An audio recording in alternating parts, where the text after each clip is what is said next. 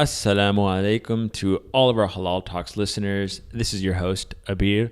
You're listening to episode number 7 with Hina and Zeeshan. This is a great conversation where we talk about the opportunities, the issues, and the challenges of raising Muslim children here in America. Very insightful conversation with these two wonderful people. Inshallah, you enjoy as both Adam and I did. Let's dive right into it. You are now listening to Halal Talks.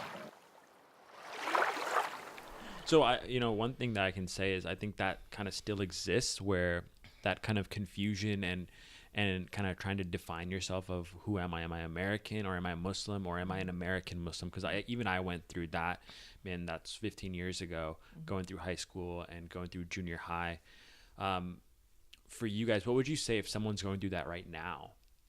What's the best way for them to kind of get through that? Is it on the parents to get them involved in the community, or is it just an evolution of that child and that teenager to just kind of get to where they are in their journey? I think it's really important for parents to find mentors for their kids, it can't be all on the parents, because there comes a certain point where the parents aren't cool anymore, and the kids don't want to hear it from them. And the same exact thing that the parent might say, if it's coming from someone who's like 5-6 years older than you, you're more open to hearing it. So I know one thing I've always kept my radar up for is those cool like yunkles, the young uncles in the community. And even like college guys, like for Rahim, my youngest, that people that I admire their character, and I would love for my kids to turn out like that person. And or they have a good track record themselves for how they've raised their own kids, how they are with their families.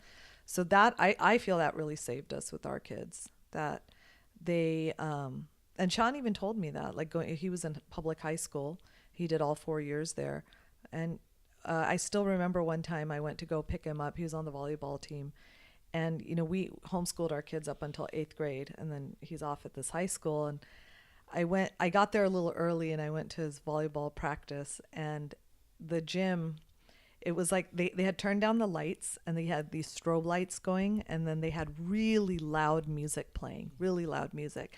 And there were all these girls there and who were waiting for the guys, and then the guys were doing their drills, and it felt like a nightclub. It was really weird. Like it felt like a nightclub, the atmosphere in there.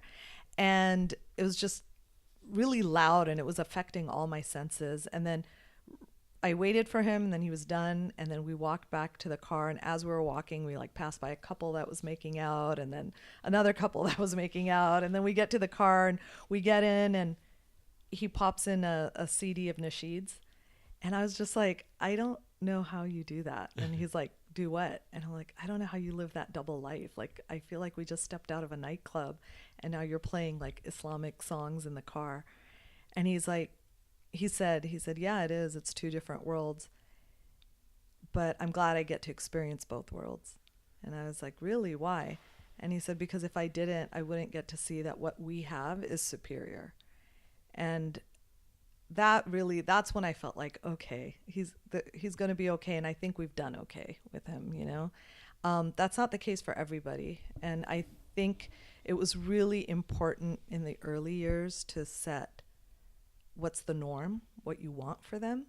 And then they can see what the other options are that are out there. And then hopefully you hope that they choose, that they recognize the beauty of what's pure. I think you have to set the norm with love. So if you're setting the norm as Islam and modesty, then you have to set it with this is a loving environment. If your environment of Islam is not loving, it's harsh. As a kid, it's like, you got to do this, you got to do that, you can't do this, you can't do that. The parents don't cooperate, there's not good communication. Then I think they're going to be attracted to the other. I mean, there's just no way. You can't hold a positive and a negative thought in your mind about the same thing at the same time. It's impossible. Yeah. So I think we need to realize that for children, Hina does this in her parenting talk, is that you have to show Islam is a peaceful, loving place, and it has to work. If you're not showing that and demonstrating that to your children, then what do you expect from them?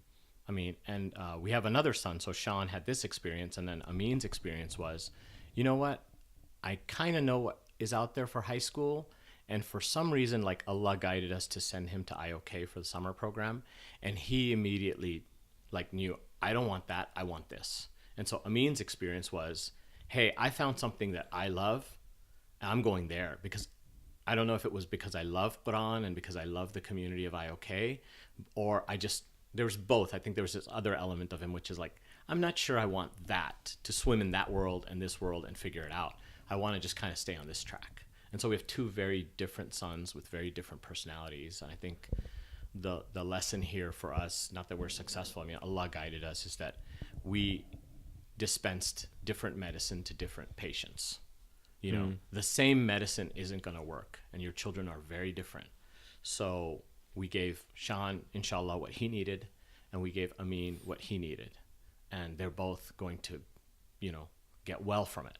Inshallah. And stay well from it, inshallah. So just to wrap up what we were saying on that point. And I think for me, you know, inshallah, as a future parent, I think something that you just said that really, really kind of resonated with me is love your children and then really get to know them. Really know them and see. And once you get to know them, and that's kind of when you're going to start to understand and kind of build what would be best for them. Yeah, I mean, there was a part right after we were married where I was very lonely, and I was like, you know, I don't like my job. We don't have much community here. Let's pick up and go to Houston. Let's pick up and go to Saudi Arabia or whatever, because my dad worked there. It's like I could see how financially successful you can be, because it was, you know, stressful living here in the Bay Area, budgeting, you know, a new family, your job, you're still an analyst, you're not earning that much money. And so, but I had that conversation with Hina and said, look, I'm really unhappy. You know, I'm lonely. But is your child going to come to you and say, I'm lonely, I need some yunkles in my life? You know, your child isn't going to know what it wants.